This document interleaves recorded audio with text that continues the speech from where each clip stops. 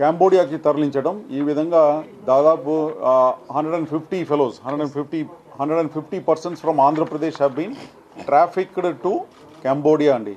కాంబోడియాలో తీసుకువెళ్ళేసి వీళ్ళ ద్వారా అక్కడ మన వేరియస్ ఆన్లైన్ స్కామ్స్ ఏదైతే ఉందో అదంతా కూడా బలవంతంగా వీళ్ళని ఒక రూమ్లో కూర్చోపెట్టేసి వాళ్ళకి భోజనాలు ఇవ్వకుండా ఈ విధంగా వాళ్ళ మీద ఒత్తిడి తీసుకొచ్చేసి వాళ్ళ ద్వారా ఇండియాలో స్కామ్స్ నడిపించటం.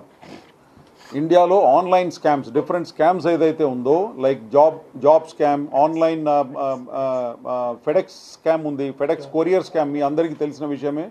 ఫెడెక్స్ కొరియర్ స్కామ్, తర్వాత క్రిప్టో కరెన్సీ రిలేటెడ్ స్కామ్స్, ఇవి అన్నీ కూడా అక్కడ బలవంతంగా ఒక రూమ్లో కూర్చోపెట్టేసి టాస్క్ గేమ్ స్కామ్స్ ఇవి అన్నీ కూడా మన వాళ్ళందరినీ కూడా ఇక్కడ నుంచి డేటా ఎంట్రీ ఆపరేటర్ ఉద్యోగం ఇప్పిస్తామని చెప్పేసి వీళ్ళ దగ్గర నుంచి కొంతమంది ఏజెంట్స్ ఉన్నారు, మన ఇండియన్ ఏజెంట్సే ఉన్నారు. ఆ ఇండియన్ ఏజెంట్స్ వీళ్ళ దగ్గర నుంచి ఇక్కడ లోకల్గా ఎవరినైతే మేము ఇప్పుడు అరెస్ట్ చేసినామో వాళ్ళు ముగ్గురిని మేము పట్టుకున్నాము.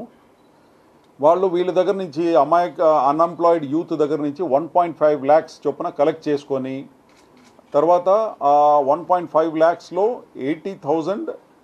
80,000 కాంబోడియా వాళ్ళకి ఇస్తారు. ఎవరికి? కాంబోడియా వాళ్ళకు. వీళ్ళకు మన దగ్గర నుంచి వెళ్ళే వాళ్ళకు పాస్పోర్టు, తర్వాత అక్కడ అకామిడేషన్ అండ్ వీసా ఫీస్ ఇదంతా కట్టాలి. కాబట్టి వాళ్ళు ఈయన దగ్గర నుంచి మన దగ్గర నుంచి మన పంపిస్తున్న మనిషి దగ్గర నుంచి 1.5 lakhs వసూలు చేస్తారు. దాంట్లో 80,000 కాంబోడియా వాళ్ళకి పంపిస్తారు. కాంబోడియాలో ఫర్దర్ ఏజెంట్స్ ఎవరైతే ఉన్నారో వాళ్ళకు 80,000 పంపించేసి వీళ్ళు 70,000 ప్రాఫిట్ రూపంలో వీళ్ళ దగ్గర పెట్టుకుంటారు. ఆ విధంగా ఉన్న ముగ్గురు ఏజెంట్స్ ఎవరైతే దాదాపు 150 అన్ఎంప్లాయిడ్ యూత్ని ఎవరిని అయితే ఇక్కడి నుంచి పంపించారో వాళ్ళ ముగ్గురు కూడా ఈరోజు అరెస్ట్ చేయడం జరిగింది. వీళ్ళందరి మీద కూడా హ్యూమన్ ట్రాఫికింగ్ యాక్ట్ కింద కేసు, తర్వాత ఎక్స్టార్షన్, రాంగ్ఫుల్ కన్ఫైన్మెంట్ ఈ సెక్షన్స్ కింద, క్రిమినల్ కాన్స్పిరసీ ఆల్సో ఈ సెక్షన్స్ కింద వీళ్ళ మీద